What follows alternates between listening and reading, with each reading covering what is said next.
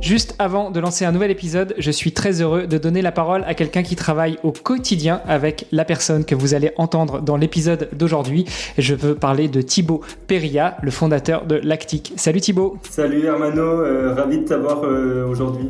Je voulais te donner la parole pour pouvoir parler avec nous de Lactic. Alors dis-nous tout, qu'est-ce que c'est que Lactic ? Alors Lactic, c'est une entreprise qui forme les athlètes de haut niveau et les indépendants du sport, donc les nutritionnistes, les entrepreneurs dans le sport, les coachs physiques, les sophrologues, à créer du contenu donc sur LinkedIn pour générer des opportunités et gagner en notoriété. En quoi est-ce que toi et tes associés, vous êtes légitimes pour former les sportifs de haut niveau et les indépendants du sport ? Très simplement, moi en 2021, donc mon frère jumeau Duncan qui est champion de France de marathon, galérait à vivre de son sport, et comme moi je suis freelance en marketing depuis maintenant plus de 5 ans, j'ai décidé de l'aider en fait à trouver des sponsors. Et j'ai notamment raconté son histoire en ligne sur LinkedIn, et en l'espace de quelques mois, ça a très bien marché. J'ai réussi à lui trouver plusieurs sponsors, et aujourd'hui il vit très bien de son sport. Donc tu nous parles de la formation, tu peux nous parler rapidement de toutes les offres que vous avez chez Lactic ? On propose des formations e-learning pour accompagner les athlètes qui veulent se former tout seuls. On est en train de lancer des bootcamps pour les accompagner individuellement sur 8 semaines, et en plus de ça, on les aide les athlètes à monétiser leur communauté en les formant aussi à créer leurs propres médias comme leur newsletter et la monétiser. Et vous vous adressez aussi aux indépendants du sport, donc ? En fait, on a différencié, on a créé 2 types de formations qui sont spécifiques. Une pour les indépendants du sport, l'objectif de trouver des clients et de générer des opportunités et de gagner en notoriété. Et pour les athlètes de niveau, la spécificité, c'est de trouver des sponsors et de développer une communauté. Où est-ce qu'on peut retrouver Lactic si on veut en savoir plus sur vos offres ? Tout simplement sur le site web, donc sur lactic.fr. Sinon, vous pouvez aussi nous trouver directement sur LinkedIn, sur mon profil Thibaut Périllat, sur la page Lactic, ou encore sur le profil de mon associé Pauline Lacroix. Super. Eh ben écoute Thibaut, merci pour ces précisions. Chères auditrices, chers auditeurs, vous allez pouvoir juger de la pertinence de la prise de parole de l'athlète qui est chez Lactic que vous allez entendre aujourd'hui. Et puis n'oubliez pas d'aller sur ses réseaux sociaux pour pouvoir le suivre, l'encourager et puis voir justement le résultat du travail effectué avec Thibaut. Allez, c'est parti, je vous laisse pour l'épisode du jour. Dis papa, ils font quoi les sportifs quand ils sont pas sur le terrain ? Eh ben croyez-moi, quand votre fils vous pose cette question, ça fait réfléchir. Surtout quand on sait que pas mal d'entre eux jonglent avec un ou plusieurs jobs pour pouvoir joindre les deux bouts. Et j'ai réalisé que beaucoup d'entre nous se posent la même question. C'est pour ça qu'il y a quelques années, j'ai décidé de lancer le podcast Dans les vestiaires pour plonger dans cette double vie. Parce que derrière chaque athlète, il y a une histoire et parfois un autre métier. À peu près au même moment, j'ai rejoint ePlayer, un cabinet de recrutement spécialisé dans les recherches critiques. Alors moi, je suis recruteur tech et avec mon associé, on aide les entreprises à trouver les perles rares, mais on accompagne aussi les entités qui veulent définir ou redéfinir une politique de recrutement. Et je peux vous dire que des sportifs de haut niveau, croisés au gré de nos chasses de candidats, on en a vu un sacré paquet. Et oui, parce que, encore une fois, vivre de son sport n'est pas si facile quand on n'est pas installé au plus haut des podiums depuis des années. Et encore, comme une marque bien installée, il faut y rester et se réinventer sans cesse. Du coup, à travers les histoires inspirantes de mes invités, je vous propose de découvrir comment on peut répondre à nos enfants qui se demandent encore ce que font toute la journée ces sportifs de haut niveau. Parce que oui, entre sport et entrepreneuriat, il y a beaucoup de points communs. Et avec les JO de Paris qui approchent, c'était le moment de redonner vie à ce podcast. Alors restez après l'épisode, je vous donne tous les détails sur notre invité et je vous invite à aller voir la page sur le site vestiaire.org pour pouvoir le soutenir dans ses projets. Allez, c'est parti pour un nouvel épisode. Salut les sportifs, c'est Hermano et je suis très heureux de vous recevoir dans le podcast Dans les vestiaires. Aujourd'hui, on va parler avec une sportive de haut niveau et on va parler d'un sport plutôt d'équipe. On va échanger de tous ces éléments-là avec Mathilde Pétriot. Salut Mathilde. Salut. Comment vas-tu aujourd'hui ? Très bien, très bien. Un peu fatiguée, journée intense, mais tout va très bien. Bon, tu vas pouvoir nous dire pourquoi est-ce que tes journées sont intenses. En tout cas, moi, je vois un beau sourire, la banane, et ça fait plaisir. Ça donne envie d'avancer avec toi sur cette interview. Ce que je te propose, avant de mettre vraiment les pieds dans le plat, dans le sujet de ce podcast, c'est de te présenter. Donc, dis-nous tout. Qui est Mathilde Pétriot ? Du coup, je m'appelle Mathilde Pétriot, j'ai 26 ans, je suis gardienne de l'équipe de France de hockey sur gazon, gardienne en équipe nationale depuis un peu plus de 10 ans et actuellement je joue en club pour la Real Sociedad, donc en championnat espagnol. Je suis une sportive qui est pas mal engagée, qui participe à la prévention contre le dopage, qui fait partie du comité des athlètes du CNOSF. Je fais également partie du plan de lutte contre les discriminations au sein de ma fédération. Donc voilà, pour moi c'est hyper important aujourd'hui en tant qu'athlète d'être engagée sur les conditions de vie des athlètes, mais aussi sur le développement des valeurs du sport et des valeurs de manière générale. En parallèle de ma carrière sportive, j'ai toujours fait des études et réussi à équilibrer l'environnement professionnel et sportif, on va dire. J'ai fait des études dans le paramédical, je suis psychomotricienne de formation. J'ai récemment également repris des études en management dans une école de commerce pour du coup plus m'orienter sur la partie gestion d'équipe, RH, avec un versant entreprise. Et voilà un petit peu pour la présentation plus ou moins brève. Aujourd'hui, je prépare les Jeux Olympiques de Paris 2024. En termes de palmarès, j'ai déjà participé à différentes Coupes d'Europe. J'ai fait 8 Coupes d'Europe en équipe de France, une Coupe du Monde junior. J'ai été nominée dans le top 5 des meilleures gardiennes mondiales en 2019. Et là, grosse compétition du coup avec les Jeux de Paris auxquels on est qualifié en collectif. Et du coup, grosse échéance à préparer sur les 10 prochains mois. Franchement, super présentation pour une jeune de 26 ans. J'ai l'impression que tu as déjà vécu 3 vies. Il va falloir qu'on revienne dessus. J'aimerais savoir comment et quand tu as découvert le sport. Alors le sport, je l'ai découvert très jeune. Alors c'est drôle, c'est assez ambivalent. Mon père est très très sportif. Ma mère, pas du tout. Ma mère, c'était l'élève qui se faisait faire des certificats médicaux pour ne pas aller faire de sport à l'école carrément. Et mon père, il a été champion de France de judo, il a fait du foot à haut niveau, du rugby à haut niveau, enfin vraiment opposé. Donc j'ai les gènes de mon père, on va dire, et la motivation de mon papa. Concrètement, j'ai découvert le sport du coup très tôt. J'ai fait plein de sports avant de commencer le hockey sur gazon. J'ai fait du foot, j'ai fait du tennis, j'ai fait du basket, de la danse. Et je trouvais pas un sport qui me plaisait. Et c'est un jour mon frère qui s'est mis au hockey sur gazon et moi j'ai découvert comme ça le hockey. Mais j'ai toujours été mordue de sport, ça c'est clair. Très active, j'ai toujours voulu et eu besoin, je pense, de me dépenser et d'aller extérioriser tout ça. Donc j'ai découvert le sport très jeune. Le hockey finalement assez tard parce que j'ai commencé à 11 ans. Mais du coup, à 13 ans, je suis partie en sport-études et à 14 ans, j'étais sportive de haut niveau déjà et en équipe de France. C'est bien ce que je disais tout à l'heure. Hein. C'est qu'on a l'impression que tu as déjà vécu 2, 3, 4, 5 vies. Tu as 26 ans et tu nous dis quand j'étais jeune. Alors, tu n'as même pas découvert le sport en fait. Tu as baigné dedans avec cette dichotomie entre papa très sportif et maman pas du tout. Ce serait intéressant justement de savoir comment est-ce qu'on vit en tant qu'enfant dans une famille où ces deux choses se confrontent. Est-ce que maman laissait papa pratiquer et du coup les enfants aussi? Est-ce que maman était plutôt sur la retenue? Est-ce que maman ne comprenait pas votre intérêt pour le sport? Comment ça se passait quand vous étiez enfant? Alors moi quand j'étais petite c'était tout le temps ma mère qui m'emmenait au sport, ma mère qui venait me soutenir et voir mes matchs. C'est ça qui est assez drôle, alors que c'est de la non sportive entre guillemets. Bon, c'est un schéma éducation que mes parents ont choisi, mais mes parents quand on était jeunes, ils voulaient qu'on fasse une activité sportive et une activité culturelle. Donc en gros, on devait faire de la musique ou de l'art ou ce que tu voulais et à côté un sport. Donc tous les ans, on choisissait en gros le sport qu'on allait faire. Et ma mère, elle adaptait son emploi du temps pro pour nous emmener aux entraînements, etc. Et moi, faut savoir que le hockey, ça me prenait quasiment tous les soirs, le week-end, les déplacements. Enfin voilà, c'était assez lourd. Il faut savoir qu'en plus, j'ai 2 frères et que je faisais pas de hockey. Donc il y en avait un qui allait faire du tennis, d'autres du hand. Enfin ça tournait. Et donc ma mère, c'était un taxi et elle nous déposait au sport, quoi. Vraiment, elle arrêtait pas. Mais un vrai soutien et mes parents m'ont toujours encouragée là-dedans. Enfin, je pense qu'ils ont conscience que tu t'épanouis vraiment en tant que personne et tu découvres plein de choses et plein de valeurs à travers le sport. Et ils m'ont toujours encouragée à faire du sport. Moi, le sport, ça a toujours été un environnement dans lequel je me sentais bien et en sécurité, où je pouvais m'exprimer. Donc, ils ont été facilitateurs de ça.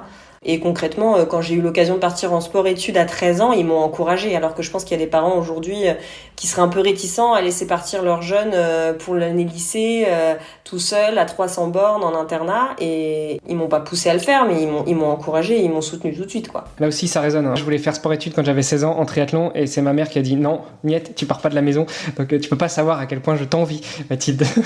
Tu découvres le hockey à 11 ans. À 13 ans, tu pars en sport-études. On l'aura compris, tu pars de la maison pour faire du sport-études. C'était quoi le format ? Le format a été progressif. La première année, j'étais encore licenciée dans mon club en Normandie, donc mes parents étaient rassurés de savoir que j'étais à l'internat la semaine, mais le week-end, je revenais en club en Normandie chez mes parents. Sauf que c'était épuisant. Enfin, tous les vendredis soirs, je prenais le train à 17h, j'arrivais à 22h à la maison.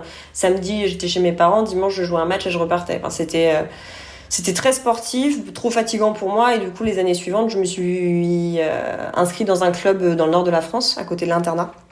Et du coup, après, j'entrais que pour les vacances scolaires. Donc, un peu plus dur niveau rythme, mais ça s'est fait progressivement et... T'as été sportif de haut niveau à 14 ans, finalement. Ça veut dire quoi, à 14 ans, être sportif de haut niveau ?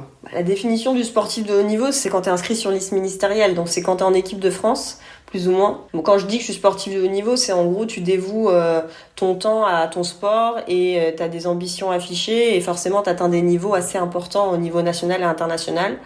Comme conséquence et comme influence sur mon environnement, après tout était aménagé. Moi c'était parfait, j'étais en sport-études, donc forcément je m'entraînais 20 heures par semaine, mais j'avais 20 heures de cours, donc tout était un peu très structuré même pour que je puisse performer. Et il y avait une réelle importance à performer à l'entraînement, en club, en équipe de France, mais performer aussi à l'école.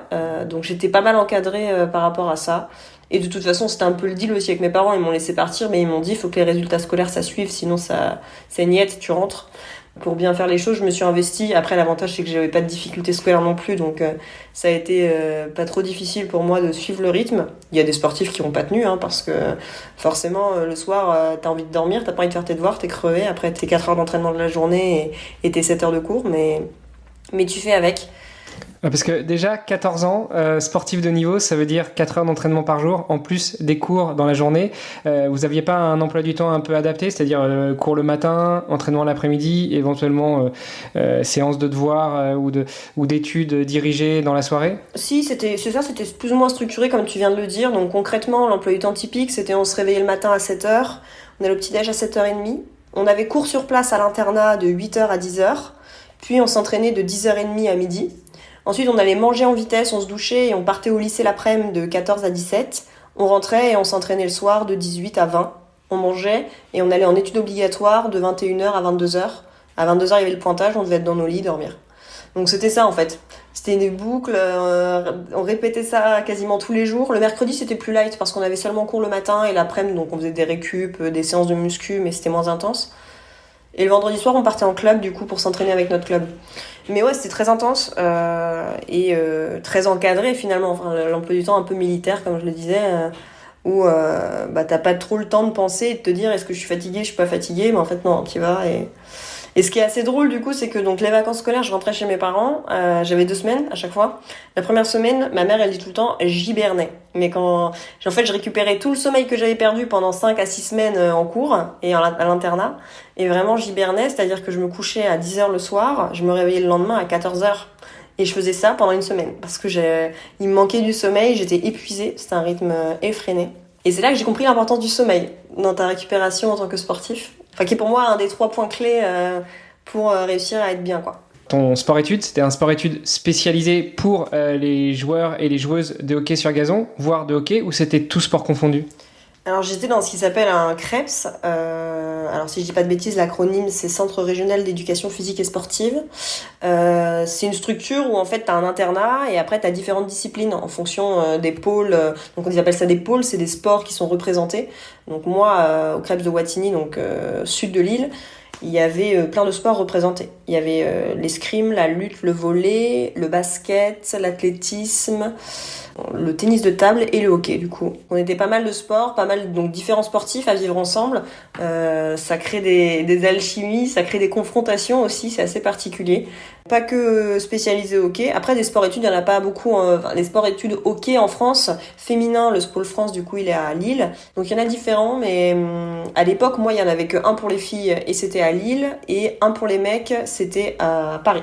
On reprend l'enregistrement après avoir connu quelques péripéties. On s'était arrêté à toi, ta vie de sportive de haut niveau. Quand est-ce qu'elle a commencé ? En plutôt, quand est-ce que tu as commencé le sport ? Tu m'expliquais que tu vivais dans une famille assez paradoxale, puisque papa extrêmement sportif, maman plutôt adepte des certificats médicaux pour être dispensée. Donc, je te laisse un petit peu continuer. Comment est-ce qu'on vit quand on découvre le sport assez jeune, dans une famille tiraillée, comme ça, avec malgré tout maman qui fait le taxi et qui ramène les frères et sœurs à l'entraînement ? Finalement, ça a jamais été tiraillant comme situation, je dirais. C'était à l'inverse, ma maman qui m'accompagnait tout le temps au sport et qui était tout le temps là pour me soutenir, plus présente que mon papa qui lui était souvent en déplacement au boulot, donc de ce côté-là, il n'y a pas eu j'ai jamais senti de frein à m'investir à 3000% dans le sport. Mes frères non plus, je pense. Pour le coup, ça a toujours été un truc, mes parents se sont pliés en quatre pour qu'on puisse faire le sport qu'on veuille faire, pour qu'on puisse pratiquer autant qu'on voulait pratiquer. Et donc, il y avait une vraie liberté d'expression là-dedans. Donc, mes parents m'ont toujours encouragée et soutenue dans mes projets et dans tout ce que je voulais faire. Donc, vraiment, certes, en termes de patrimoine, on va dire, et de eux, leur manière de fonctionner, ils auraient pu me transmettre autre chose, surtout ma maman, mais en fait, pas du tout. Pas du tout. Et du coup, j'ai eu la chance d'être bien soutenue, quoi. Ouais, disons que ça t'a permis aussi peut-être de garder les pieds sur terre plutôt que d'avoir deux modèles super à fond dans le sport et qui te font un petit peu décoller, qui te permettent de te projeter dans quelque chose. Bah là, t'avais papa qui te faisait décoller au niveau sportif, maman qui te faisait garder les pieds sur terre, et puis ça t'a permis de te construire là-dessus. Oui, j'ai toujours eu cet équilibre. Moi, le deal chez mes parents, ça a toujours été tu fais ce que tu veux tant que tu as des bons résultats scolaires. Bon, on avait la chance, ma maman était enseignante, donc du coup, elle est toujours enseignante pour une partie de son activité. Et en fait, mine de rien, avoir des parents enseignants, ça t'aide quand même pour tout ce qui est devoir, pour tout ce qui est organisation. Et donc, j'ai jamais eu trop de difficultés niveau scolaire. Et donc, c'est vrai que finalement, j'avais cette liberté de pouvoir faire autant de sport que je voulais.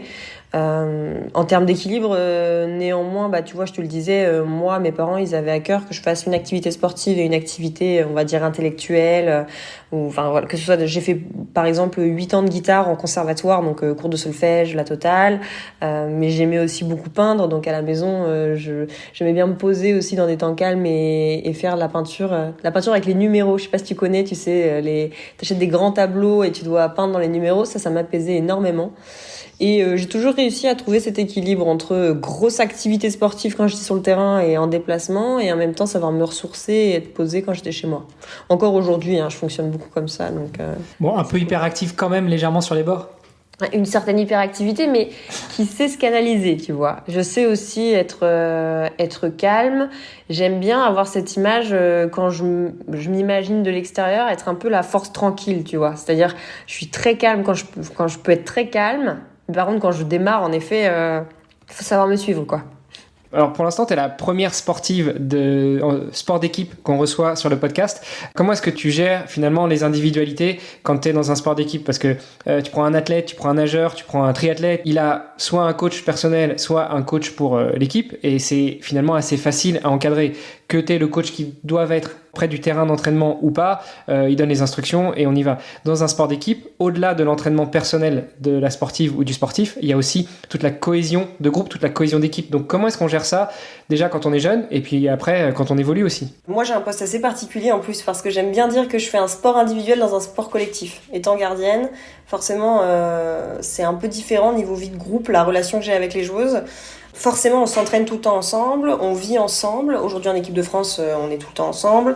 Ça crée des liens, ça crée des tensions. Enfin, c'est comme une vie de groupe. Enfin, voilà, on vit des choses tellement intenses que parfois ça pète, mais parfois ça crée des liens et des connexions incroyables. Donc ça, c'est la particularité. Après, comme tu l'as dit, on a nos individualités, on a nos spécificités. Tout le monde fonctionne pas de la même manière, donc c'est savoir s'adapter aux autres, c'est savoir décrypter les émotions, c'est savoir être à l'écoute, être empathique, être disponible. Donc c'est plein de choses, un bel arc-en-ciel, plein de couleurs différentes, et c'est ce qui fait la beauté d'un sport collectif, je pense. C'est aussi de voir la mixité et la diversité des profils et des personnes. Et c'est trouver sa place en tant qu'individu pour savoir s'exprimer individuellement, mais pour le collectif. Donc ce qui est cool, c'est que même si on a des modes de fonctionnement hyper différents, qu'il y en a qui vont se préparer d'une manière, d'autres d'une autre manière, on sait qu'on va toutes dans la même direction, et c'est ça qui est incroyable, c'est de savoir que on a toutes le même objectif, et qu'on a nos objectifs individuels bien évidemment, mais une ambition collective, et qu'on est porté par ça. Donc après, il y a des choses qui fédèrent, on en chie tout ensemble à l'entraînement, et ça fédère énormément.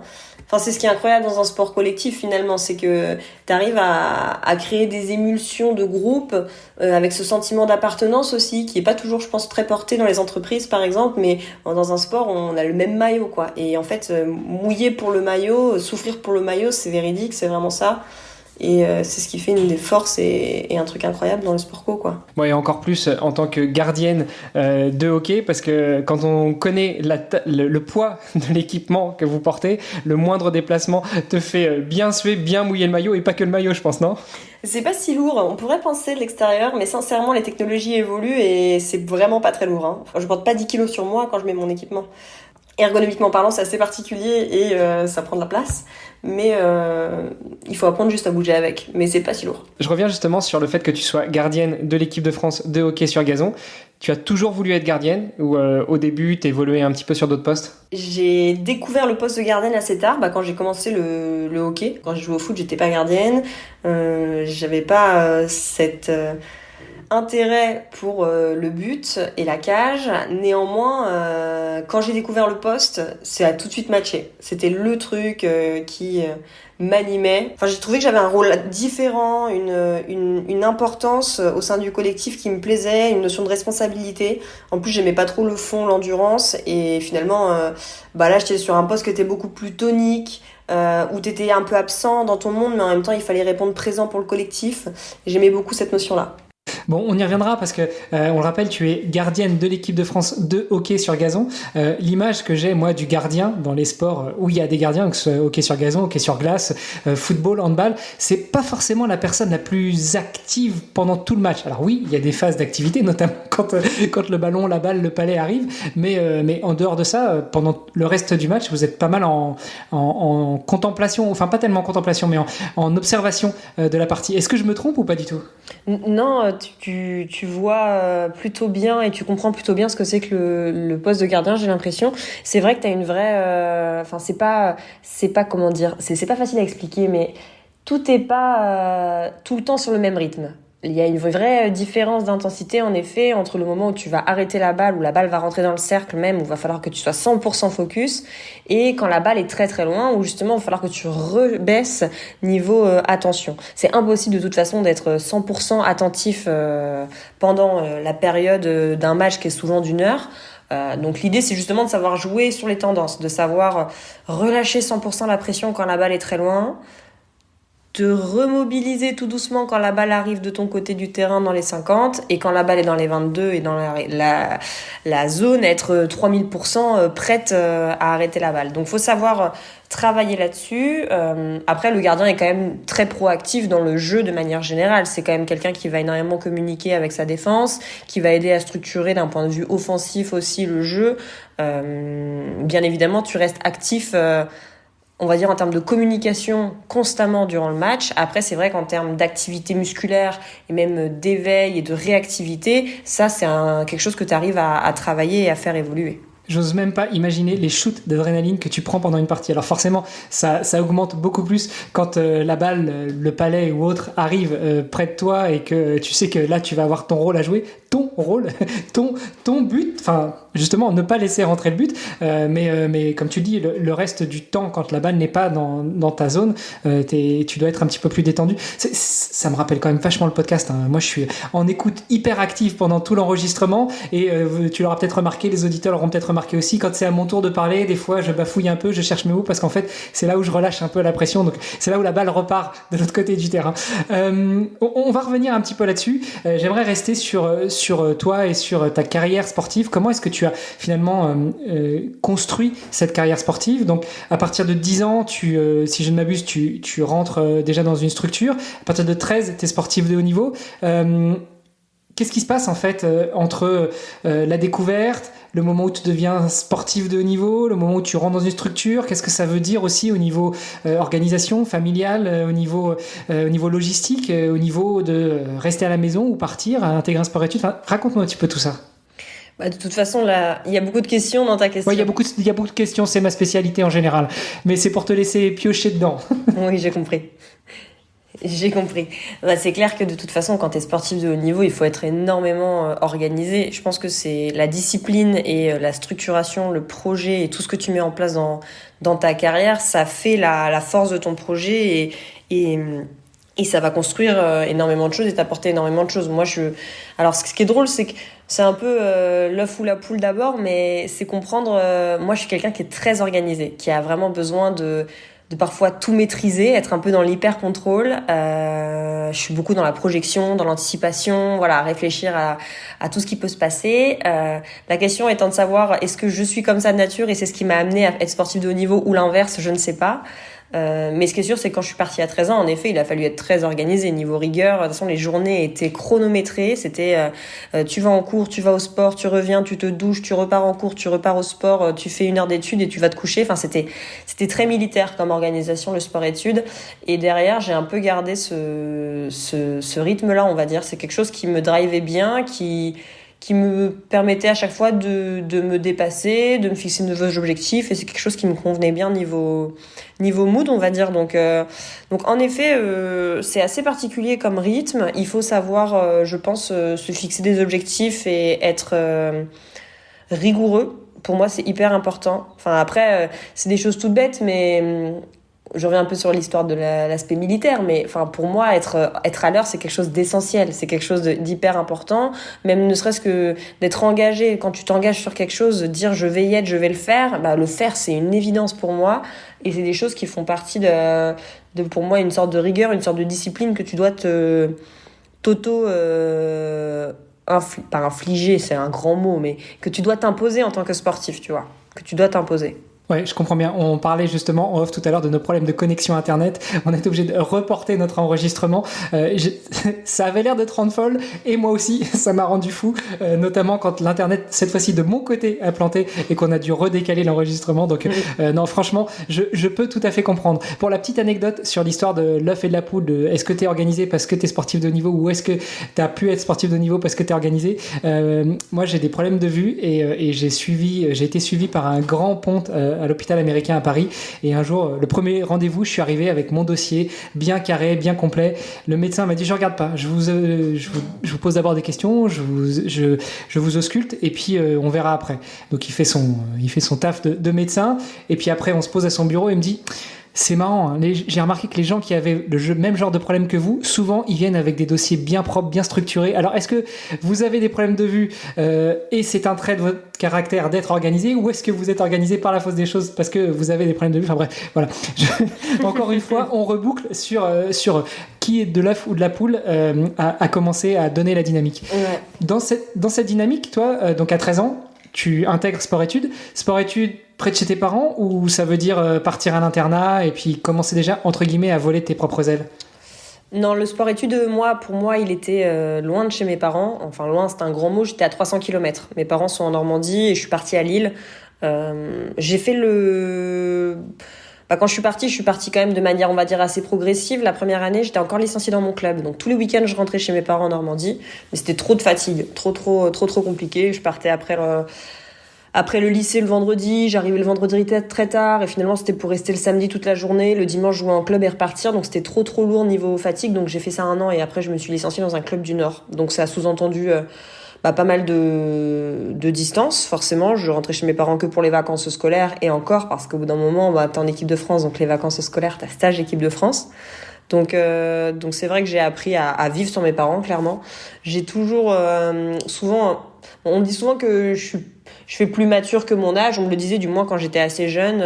Maintenant, je commence à être un peu vieille, entre guillemets, même si je le suis pas tant. Mais je dis toujours que j'avais la vie d'une jeune fille de 18 ans quand j'en avais 13, tu vois. Que je suis partie chez mes parents et que j'étais indépendante comme si j'étais étudiante, alors qu'en fait, j'avais 13 ans. Donc finalement, c'est pas que j'ai tout fait plus tôt, mais j'ai appris à faire des choses que des gens font quand ils ont 18-19 ans et qu'ils partent de chez leurs parents pour faire leurs études sup. Moi, je suis partie à 13 ans, il fallait que je me débrouille pour faire mes lessives le week-end, il fallait que j'aille faire mes courses, il fallait que... Enfin voilà, je vivais seule, indépendante, alors que j'étais loin d'être majeure, quoi.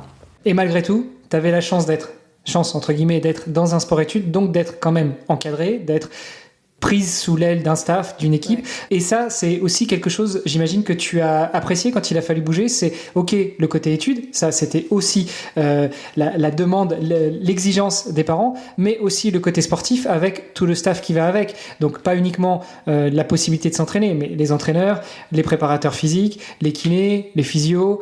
Je sais pas si vous aviez déjà de la prépa mentale. Est-ce que tu te souviens un petit peu de tout le staff qui gravitait autour de toi et qu'est-ce que ça impliquait dans cette organisation très militaire? Ouais, j'étais clairement bien entourée. C'était aussi un des souhaits de mes parents que je le sois. Concrètement, dans l'environnement sportif, bien évidemment, il y avait le coach du CREPS. Il y avait mon coach de club aussi, mes coachs de club. J'avais la kiné et une unité médicale, donc avec en effet préparateur mental qui me suivait pendant pendant mon sport-études. On avait aussi des conseillers de séjour, des sortes de surveillants qui nous accompagnaient dans nos devoirs le soir si on en avait besoin. On avait une référente pédagogique qui s'occupait de vérifier que tout allait bien entre le sport et les études. Moi, cet équilibre, je me suis toujours sentie très accompagnée, très épaulée. Je me suis rarement sentie seule. En plus de ça, je fais un sport co, donc il y a une vraie dimension familiale dans les clubs. Et quand je suis partie de chez mes parents pour aller dans un club du Nord, j'ai intégré un club où mes parents avaient 100% confiance parce qu'ils savaient qu'il y avait des jeunes filles qui avaient mon âge, mais que leurs parents étaient là aussi. Donc il était fréquent que le week-end, j'aille chez des filles de mon équipe et qu'en fait, je vive un peu dans un cocon familial, ce qui me faisait du bien, parce que la semaine, t'es tout seul, t'es à l'internat, c'est très rigide, tu sors pas, la bouffe à la cantine, c'est pas super bon. Et être chez des filles de l'équipe dans un environnement familial, c'était hyper sain, hyper agréable. Mais je me suis toujours, j'ai été très entourée, ça a rassuré mes parents de savoir que j'étais entourée scolairement, sportivement, humainement, familialement aussi, dans ce nouveau club. Donc finalement, j'ai jamais été trop seule. Après, je pense que malgré ça, t'apprends à te débrouiller. Tu vois, c'est ce que je disais juste avant. T'es entouré, etc. Mais t'es quand même livré à toi-même. Donc tu développes une certaine autonomie, des choses, des compétences hyper bien d'ailleurs qui t'apportent énormément, je pense, dans ta vie. Mais c'est clair que c'est pas... Il y a des moments où t'es très entouré, mais tu peux quand même te sentir très seul, je pense. Après, en plus, moi, je fais un poste assez particulier. Je suis gardienne, donc les entraînements, parfois, je suis amenée à parler avec personne. Les filles, elles se regroupent ensemble, elles vont élaborer des tactiques pour mettre un but. Elles, leur objectif, c'est de mettre un but. Moi, mon objectif, c'est d'arrêter les balles. Donc, en fait, je suis toute seule contre elles. Donc, à l'entraînement, je suis toute seule. Donc ça, c'est très particulier aussi. Et c'est vrai que il y avait vraiment une forme d'ambivalence en fait, où à la fois j'étais très bien entourée et je me suis aussi sentie très très seule sur des moments. Il y a eu des moments pas faciles pendant l'internat. Il y a eu des moments en termes de santé mentale où j'allais pas bien, où je voulais plus qu'on me parle de hockey, c'était trop. Il y a un moment où j'ai pas bien vécu les choses. Après, ça m'a forgé, ça m'a appris plein de choses et j'en suis ressortie plus forte. Il y a une question que je pose de plus en plus aux sportifs et aux sportives de sport collectif, parce que j'ai plutôt l'habitude d'échanger avec des sportives et des sportifs individuels. Comment est-ce que on fait son trou? Comment est-ce qu'on fait sa place dans un sport collectif? Parce que bon, sur un sport individuel, c'est assez facile. Si on prend l'exemple de l'athlétisme, voilà, il y a des minima, il y a des résultats à faire. T'es champion de France, champion d'Europe, champion du monde. Ouais, youpi, t'es le meilleur. T'es sollicité, tu fais ta vie. Quand t'es en sport collectif, c'est un ensemble, c'est un collectif. Comment est-ce qu'on sort son épingle du jeu? C'est vrai que c'est très particulier dans un sport collectif. Alors peut-être moins dans le poste de gardien que dans d'autres postes, Mais typiquement, tu peux être un excellent joueur et ne pas être sélectionné dans un groupe parce que, humainement parlant, ça se passe mal avec le groupe. Parce que sportivement parlant, il y a parfois des connexions qui se créent pas. Et deux joueuses qui ont un niveau moyen plus peuvent bien jouer ensemble, alors que deux joueuses qui ont des niveaux différents ou même techniquement n'arrivent pas à s'accorder, ne jouent pas bien ensemble. Et donc, parfois, il y a des sélections qui sont faites là-dessus. Donc oui, de toute façon, pour être dans un sport collectif, être performant dans un sport collectif, il faut soi-même individuellement être performant, mais aussi être performant au service du collectif et être en accord avec le collectif. Tu peux faire des très bons matchs. Moi, je l'ai vécu à des périodes aussi en tant que gardienne sur des systèmes de jeu où ça me correspondait moins en style de jeu. Tu peux être très performante dans une équipe, en équipe de France par exemple, et faire une mauvaise saison en club à côté parce que le système convient pas à ton style de jeu en club. Ou inversement, tu peux très bien te sentir en club et avoir des moments où tu te sens en décalage avec l'équipe de France et donc pas réussir à être au meilleur de ta forme en équipe de France. Donc il faut savoir être bien, se préparer individuellement, mais savoir aussi s'accorder avec le collectif, tant humainement que sportivement. Donc parfois c'est pas facile. Ça dépend des personnalités en plus parce que tu as des personnes qui sont hyper extraverties, qui ont besoin de prendre de la place au sein d'un groupe, qui ont besoin de familiariser énormément. D'autres personnes qui sont plus introverties, qui ont besoin, quand elles sont dans des moments off, d'être toutes seules dans leur chambre. Et il y a des gens qui comprennent pas dans la vie de groupe que parfois, tu peux pas ne pas être tout le temps ensemble. Donc il faut savoir, je pense, faire avec la diversité des choses, des gens, des profils, des besoins et finalement, ce que je disais, c'est créer ce bon équilibre, quoi. Cette fusion un peu entre les différents tempéraments, pour que tous individuellement arrivent à s'aligner et à aller dans un seul sens, une même direction et avec un même objectif, l'objectif du collectif, quoi. Ça, je comprends, mais tu réponds pas à ma question. Comment on sort son épingle du jeu, justement? Alors, comme tu dis, c'est peut-être un peu différent quand tu es à un poste comme le tien de gardienne, parce que finalement, c'est un peu la partie la plus individuelle d'une équipe, d'un sport co. Toi, finalement, quelles ont été un petit peu tes techniques, tes solutions pour sortir ton épingle du jeu, pour continuer à être repéré, pour continuer à avancer? Et on viendra justement sur la suite. Moi, j'ai été très vite sélectionnée en équipe de France. À 14 ans, j'étais en équipe de France moins de 18. À 15 ans, en équipe de France moins de 21. Et à 16-17 ans, en équipe de France A. J'étais très vite repérée parce que justement, j'étais en sport-études. Donc, j'avais pas mal progressé par rapport à ça. Je pense qu'il y a une question de tempérament forcément où il faut incarner un certain leadership. Il faut avoir confiance en soi. Il faut savoir s'affirmer. Après il y a bien sûr des aspects techniques, je pense que c'est tout, c'est autant l'aspect sportif que l'aspect humain comme je disais juste avant. C'est difficile, hein. Tu dis comment sortir son épingle du jeu, c'est la concurrence, hein. Donc comme dans tout sport, tu dois être meilleur qu'un tel, tu peux être toi à ton meilleur niveau et être moins bonne, moins forte que l'autre et inversement, des fois tu peux être la meilleure alors que t'es nulle, tu vois. Donc moi, ce que j'ai appris au cours des années et ce qui m'apporte énormément, c'est que je pense que même s'il y a une relation de concurrence où tu dis faut sortir son épingle du jeu et être la meilleure, surtout dans un sport individuel ou dans un poste individuel comme le mien, en fait, il faut se concentrer sur soi. Ça sert à rien de se dire je vais être meilleur que l'autre pour être devant.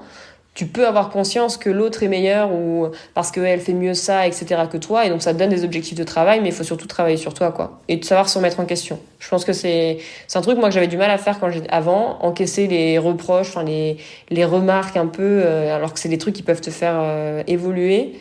Et juste savoir te remettre en question et te dire, là, j'ai pas été bonne. Pourquoi? Qu'est-ce que je mets en place? Ok, j'y vais. Et je pense que c'est la meilleure des clés pour justement progresser et donc sortir son épingle du jeu et terminer en étant à sa place. Bon, on va revenir un petit peu tout à l'heure sur ton comportement. Tu nous disais en introduction que tu es une sportive engagée. Ça se sent bien dans la façon dont tu t'exprimes, mais engagée au sens, j'ai envie de dire, noble du terme. Justement, pas aller écraser la concurrence pour passer devant. C'est un peu là où je voulais t'emmener et je suis content d'avoir entendu ta réponse.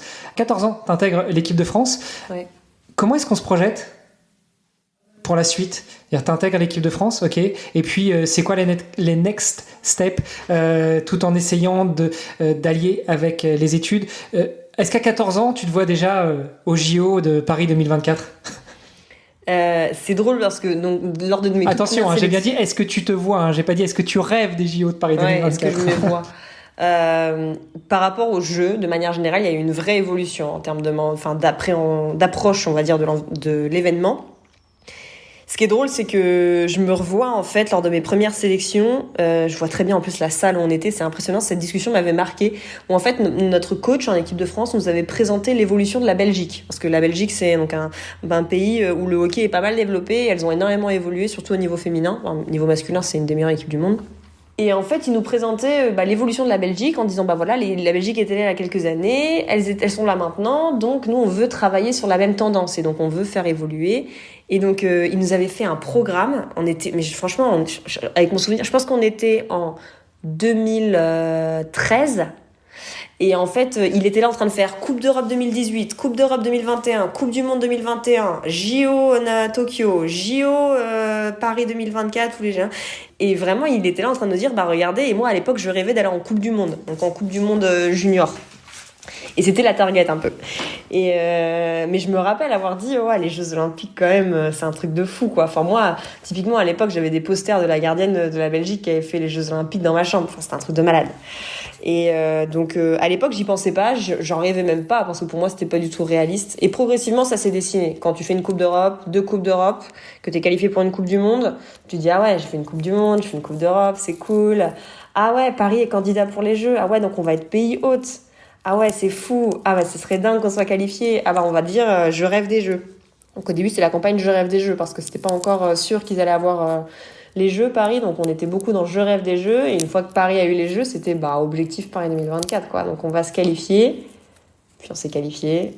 Et donc donc forcément ça se construit. Au début, tu rêves pas tout de suite que t'es dans le stade olympique, quoi. Forcément, au début, t'es là, tu te dis waouh, ce sera les Jeux en France, trop bien, et après tu t'intègres un peu au projet, quoi, de toi, de manière indirecte. Mais ça a été un vrai cheminement. Et moi, à l'époque, quand j'avais 13 ans, si je voyais la Mathilde d'aujourd'hui, je me dirais, c'est trop ouf ce qu'elle a fait. Elle a fait 8 Coupes d'Europe, Coupe du Monde. Elle a fait, elle prépare les Jeux Olympiques, c'est dingue. Et à l'époque, je pense que j'ambitionnais pas de faire autant de choses, tu vois. Là, on enregistre fin 2023. Vous êtes qualifié pour les JO de Paris 2024. Qu'est-ce qui va se passer dans les prochains mois ? Les prochains mois, ça va être tellement intense. Déjà, ça l'est en termes d'entraînement, d'intensité. On se retrouve toutes les semaines avec l'équipe de France, 2 à 3 jours. On s'entraîne énormément.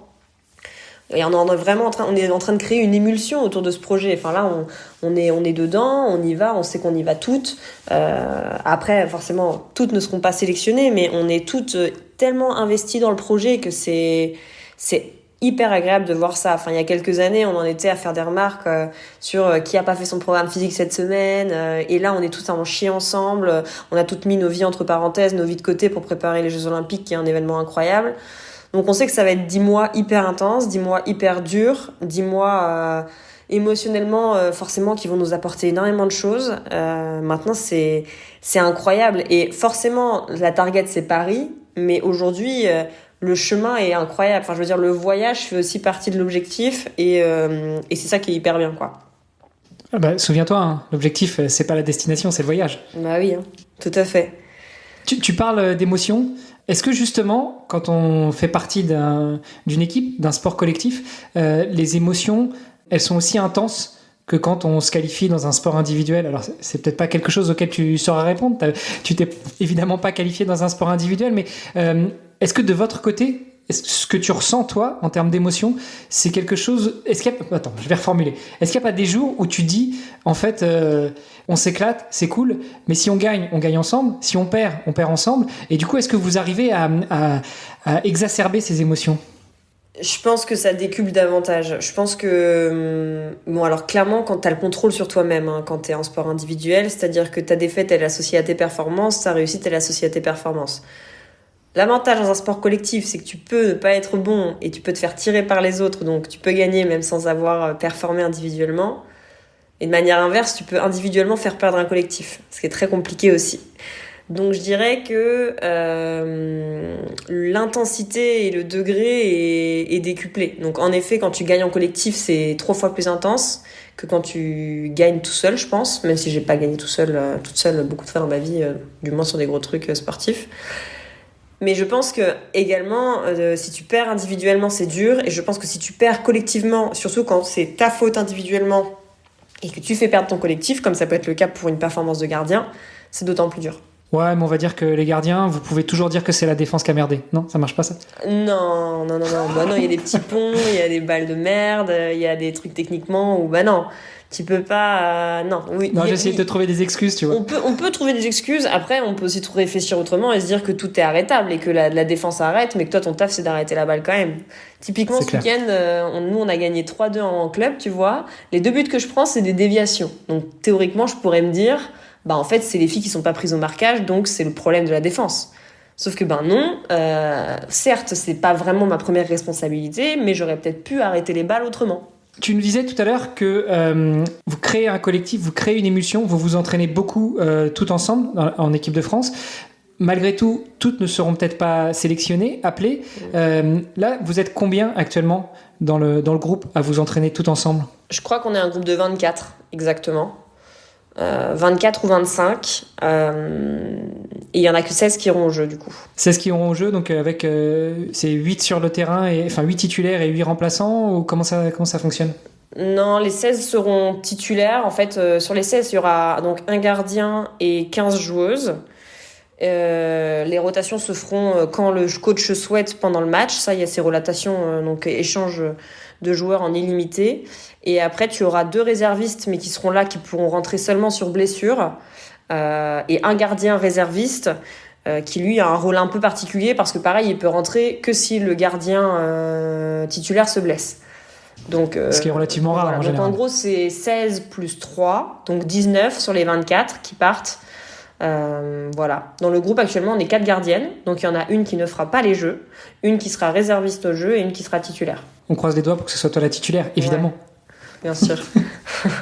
Tout ça, ça représente des moyens, parce que entraîner, encadrer 25 personnes, plus tout le staff qui gravite autour, ça représente des moyens.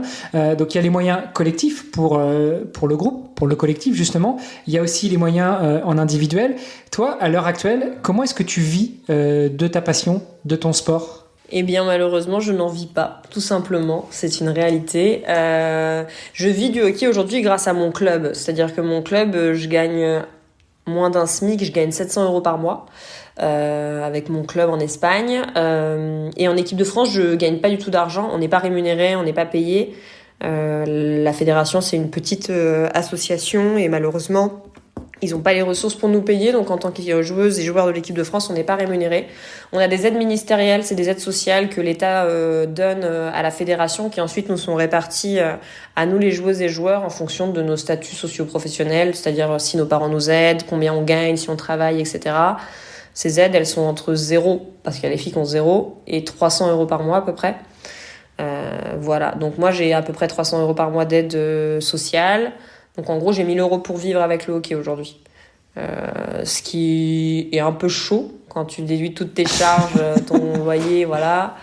Donc jusqu'à présent, moi, avant de préparer les jeux, je travaillais.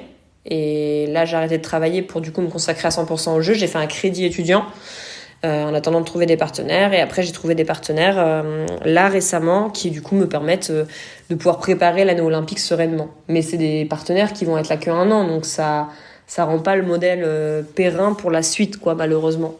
Donc, tu as trouvé des partenaires qui te permettent d'acheter des épinards, mais pas de mettre du beurre, c'est ça ?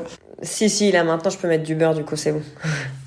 Si, pour l'année olympique, je vais pouvoir mettre du beurre, mais en fait, le plus compliqué, c'est la projection, tu vois, c'est ce que je disais, c'est-à-dire que le modèle, déjà, en lui-même, il est pas fiable, dans le sens où on n'en vit pas aujourd'hui, on a toutes mis nos vies entre parenthèses, c'est les Jeux Olympiques, donc c'est incroyable, mais si on veut que l'équipe de France de hockey progresse, qu'on continue de montrer, qu'on a notre place dans les meilleures équipes mondiales, on est quand même passé récemment dans la 32e place mondiale, à aujourd'hui un top 20 mondial, et on prétend à faire un top 15, voire un top 10 mondial sur les prochaines années.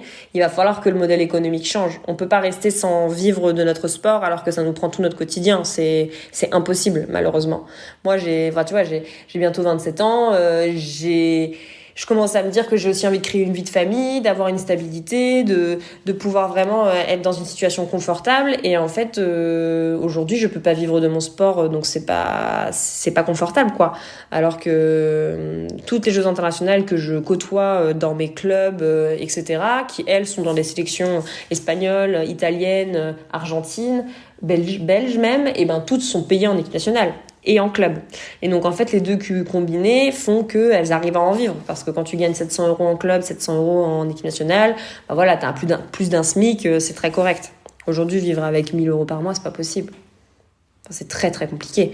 Donc on a toute la chance d'être épaulés dans l'équipe de France, on a nos parents, on a nos plus sains, on a la chance de pouvoir bien s'entourer, mais c'est provisoire entre guillemets quoi, malheureusement. Et donc j'espère que le modèle changera après les Jeux, parce que là le partenaire que j'ai trouvé, donc j'ai trouvé un gros partenaire et après des petites entreprises qui m'aident, bah c'est cool parce que ça m'aide sur 1 an et pour préparer les Jeux sereinement, mais moi j'ai envie de continuer ma carrière après, et sauf que malheureusement avec ce modèle économique c'est pas possible aujourd'hui quoi. On verra comment ça évoluera. Alors, tu peux les citer si tu veux leur rendre hommage. On n'est pas sur la radio, donc. Après, les petites entreprises, elles ont pas demandé à être citées. Et c'est des petits dons comme ça, etc. Mais le gros partenaire que j'ai, c'est une entreprise dans le sport qui s'appelle Amaze DM. Et c'est une entreprise qui s'occupe de tout ce qui est logistique pour les clubs, les institutions sportives. Pour, par exemple, les réservations d'hôtels, les déplacements, les cars. Ils travaillent en particulier aujourd'hui avec le foot, mais ils s'ouvrent aussi à beaucoup plus de disciplines. Et par exemple, ils travaillent avec des clubs qui font la Ligue des Champions pour justement leur réserver les hôtels, organiser leurs déplacements lors de la Champions League ou d'autres tournois comme ça.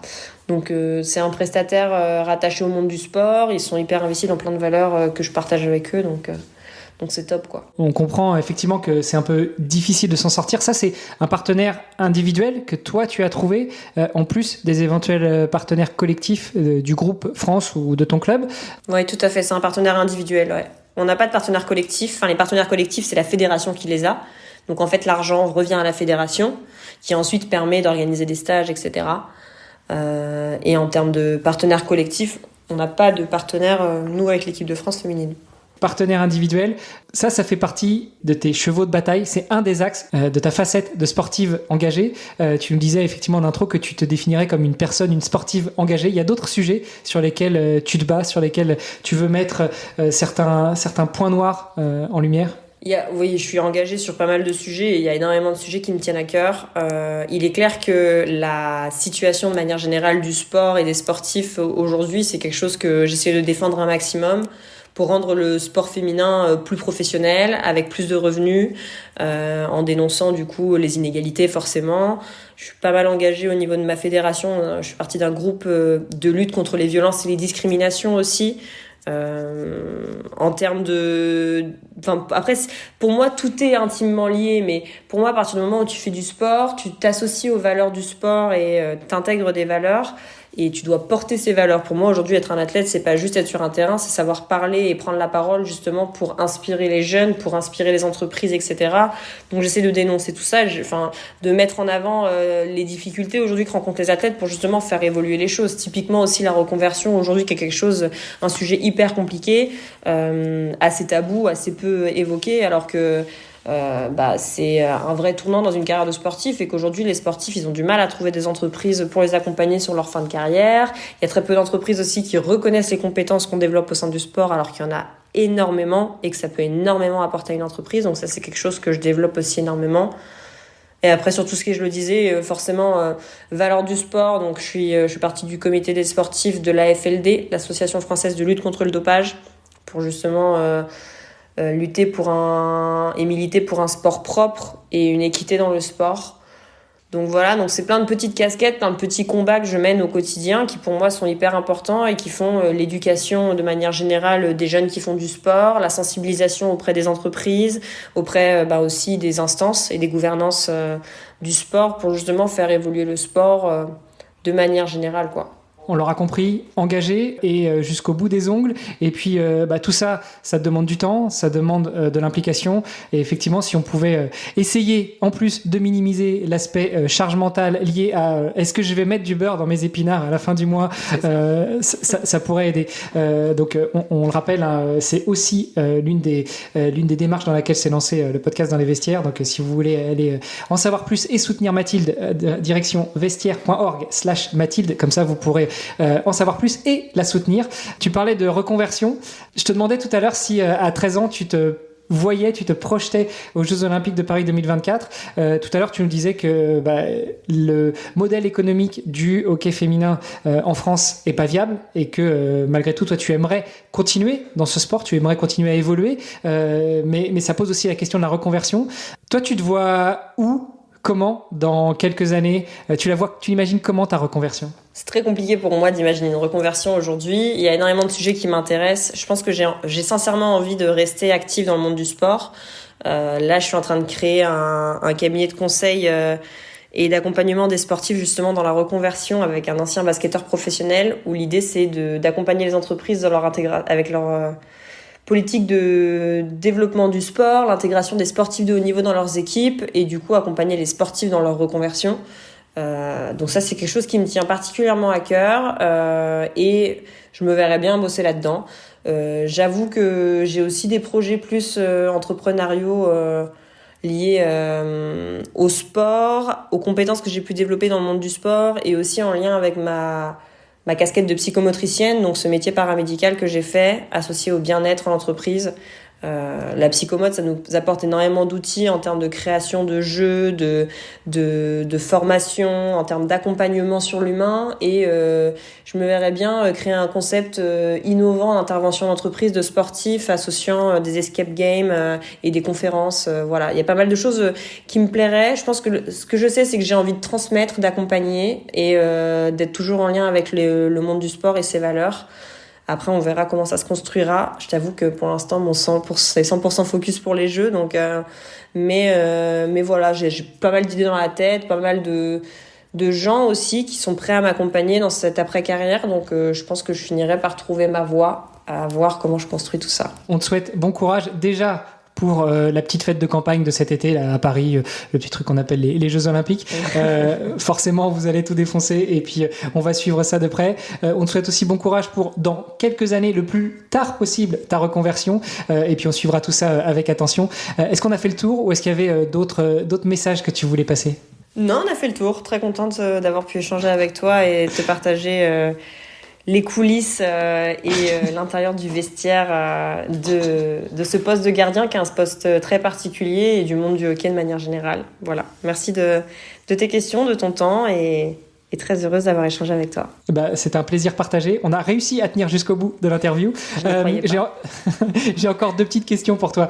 La première qui sera peut-être déroutante, mais en soi assez simple. S'il y avait la petite Mathilde, justement, de 13 ans, tu nous en parlais tout à l'heure, qui venait te voir, et au-delà d'avoir des paillettes dans les yeux et d'être impressionnée, si elle te disait, moi, plus tard, je veux aller aux Jeux Olympiques, comment on fait ? Je lui dirais qu'elle est capable de tout, qu'il faut qu'elle s'accroche et qu'elle donne le meilleur d'elle-même chaque jour pour sortir sans regret de tout ce qu'elle fait et prendre plaisir. Wow. Et puis la dernière question, c'est simplement pour savoir où est-ce qu'on peut te suivre, où est-ce qu'on peut rentrer en contact avec toi, suivre tes aventures et éventuellement t'encourager pour aller jusqu'aux Jeux Olympiques. Oui, bien sûr. Vous pouvez me suivre du coup sur les différents réseaux sociaux. Je suis pas mal active sur LinkedIn en particulier, également Instagram. Et si vous voulez suivre l'intérieur de ma carrière avec des moments exclusifs et me sponsoriser à votre manière, vous pouvez également me sponsoriser sur Aubaine, une plateforme qui accompagne les sportifs et qui permet de les sponsoriser. Et voilà, la boucle est bouclée. On a eu l'occasion d'échanger avec les gars d'Aubaine qui sont super sympas, qui ont pu aussi nous mettre en relation. Et effectivement, c'est un projet à suivre. Mathilde, merci encore. On te souhaite une bonne journée, un bon entraînement, parce que là, je comprends que tu t'en vas, tu enlèves le hoodie et tu vas t'entraîner. Donc, bonne journée, amuse-toi bien et on reste en contact. Merci. Salut Armano. Ciao.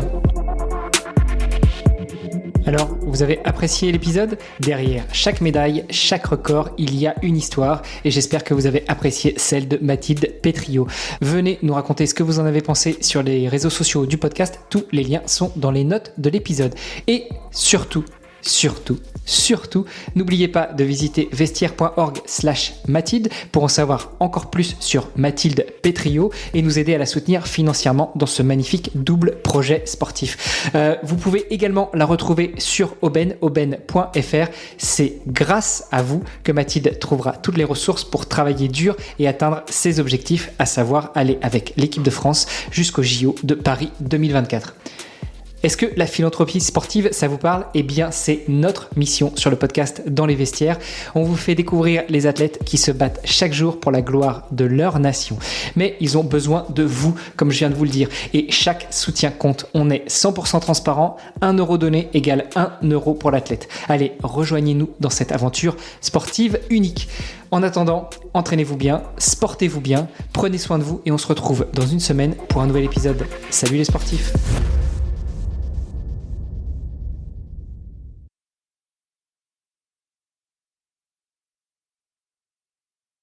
Ça va être très relou. Je ne m'énerve pas contre l'audio, mais ça va être très compliqué. C'est la deuxième fois que ça coupe déjà. C'est insupportable. On est censuré. Je ne me suis pas désolé. énervée, mais j'ai failli dire des gros mots. Vas-y, je ferai des bonus. Juste à garder entre nous pour le délire, tu vois. Ouais, ma pauvre. Te rends pas folle. Si ça recoupe, on redécale une fois que ton technicien il sera passé, il aura tout réinstallé. On va l'enregistrer en 10 fois ce truc. Je suis désolé, ça te fait perdre du temps et c'est absolument pas mon objectif de vous rajouter de la charge mentale. Mais... Non, mais c'est pas grave. Je pars à l'entraînement dans une demi-heure, donc théoriquement j'ai une demi-heure encore. Ça va. Bon, écoute, on va avancer un peu. Tu parlais excuse-moi, décidément, je vais y avoir le droit au montage entre le montage et mes bégaiements. Tu te vois. On va y arriver. Essai numéro 48. On va y arriver. Je sais pas si t'as entendu ma question. Exactement pareil.